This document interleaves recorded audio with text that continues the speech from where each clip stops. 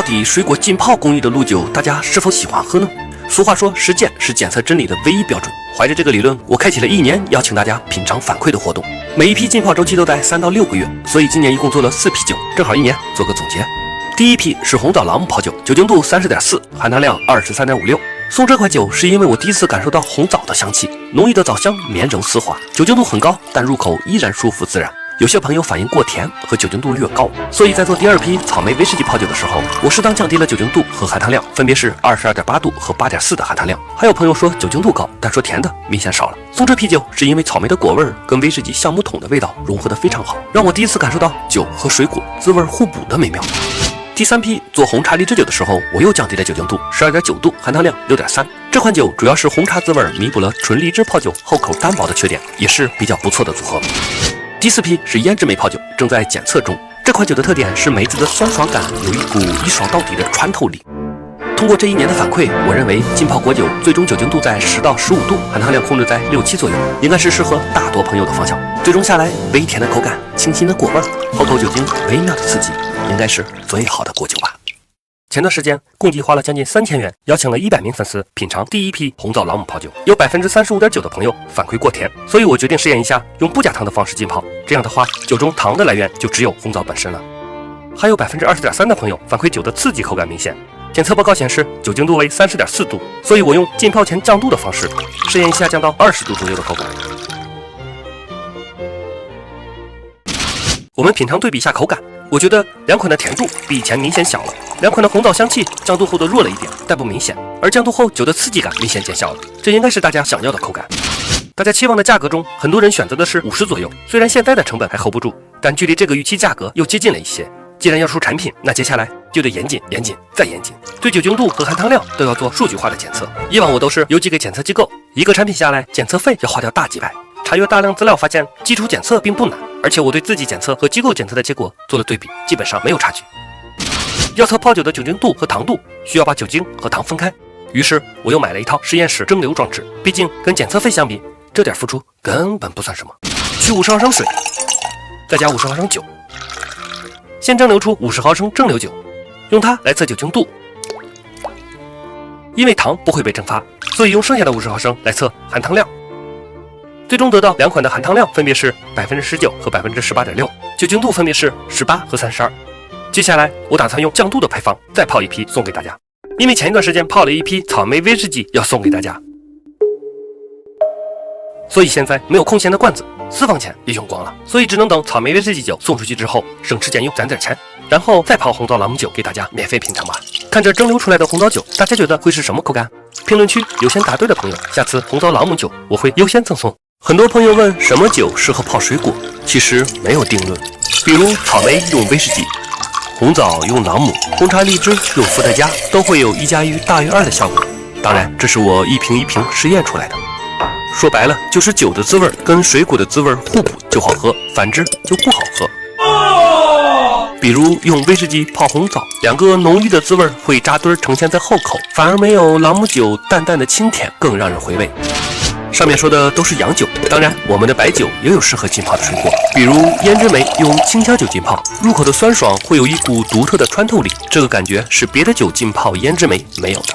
当然基酒的品质对泡酒的影响也非常大，比如今天实验用的基酒是清香年代，跟金酒同属金牌公司，它的基酒高粱是从145个品种里选择出来的红穗糯高粱，特点是单宁适中，而支链淀粉含量却高达99%，所以酒体更加细腻圆润，风味物质也更加协调丰富。还有一个关键因素就是根据水果的口感和含糖量调整原材料的比例。接下来用清香年代做2款实验，简单说明逻辑。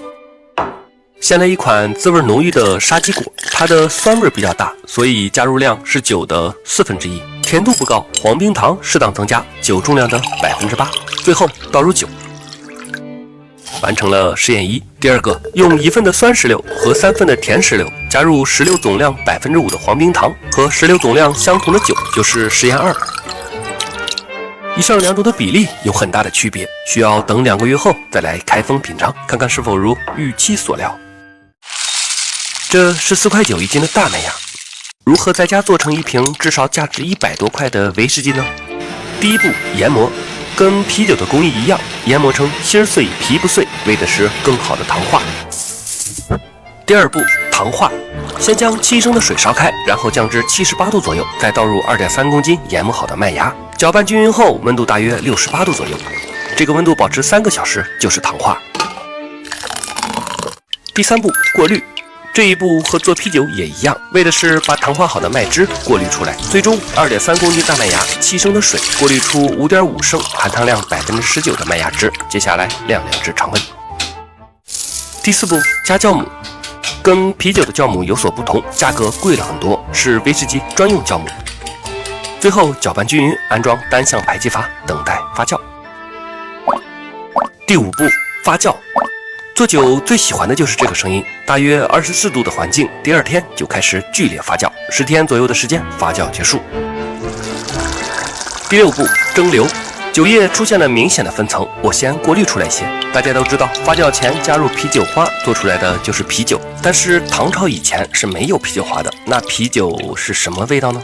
我装了一瓶没有啤酒花的大麦酒，加糖进行2次发酵，半个月后我再来品尝口感。那剩下的酒咱们就蒸馏成威士忌。我们都知道甲醇存在于酒头中，所以我先接出来20毫升的酒头，最后测甲醇含量。继续蒸馏后得54度的酒身480毫升，品尝下口感。杂味较多，整体沉闷且缺乏个性，不好喝。而我们得到了35度的酒尾249毫升，但明显感觉到浑浊。这2杯酒都不好喝，于是就有了接下来我们经常听到的第7步，2次蒸馏。把第1次蒸馏的酒身和酒尾倒入蒸馏器中，开火再次蒸馏，就是2次蒸馏。也有3次甚至更多次的蒸馏，但蒸馏次数越多，乙醇之外的香气就越少，所以并不是蒸馏次数越多就一定越好。这次稍微掐掉一点酒头，最终得66度酒身447毫升，再品尝一下。甘甜和麦香呈现在前口，整体滋味干净立体，但后口有些单薄。历史上阴差阳错的用了下面的工艺来弥补。第8步，木桶陈放。我们把蒸馏好的原浆倒入橡木桶，陈放几年后再降度灌装，就能得到最传统的威士忌，但成本也最高。后来有了一种类似的做法，就是酒中放入橡木片或珠，来模拟酒液提取木桶香气和滋味的过程，成本降低了10来倍。理论上，这2种都是酒液浸泡出烘烤木材的一些滋味，来增加酒的口感。所以我购买了同一木材的2种产品，并计算了2者的表面积，让酒液泡到木材的面积相同，这样开封时候的口感对比就更有说服力了。但这2种方式下来，时间成本其实都很高。随着科技的发展，也就有了第3种更低价的方式，几乎没有时间成本，那就是直接加入香精。他们甚至连大麦蒸馏酒都懒得用，直接在食用酒精中加入各种香精和焦糖色即可。正规酒的口感曲线是这样的，香精类科技酒的却是这样的。它们只能模拟出部分明显的滋味，但跟正儿八经的酒相比，差距还是很大。最后，咱们品尝一下没有啤酒花的啤酒。浓郁的麦香在前口，后口特别寡淡。如果说麦芽的滋味是啤酒的根基，那么啤酒花的香气才是啤酒的灵魂。所以缺少灵魂的啤酒肯定不好喝。最后再来测一下甲醇。原以为第1次蒸馏时的酒头甲醇会超标，但没想到只是微微有一丁点儿的发紫，但也在最低标准范围以内，其他的就更安全了。好了，剩下的交给时间，咱们一起等待橡木桶陈放后酒体的变化吧。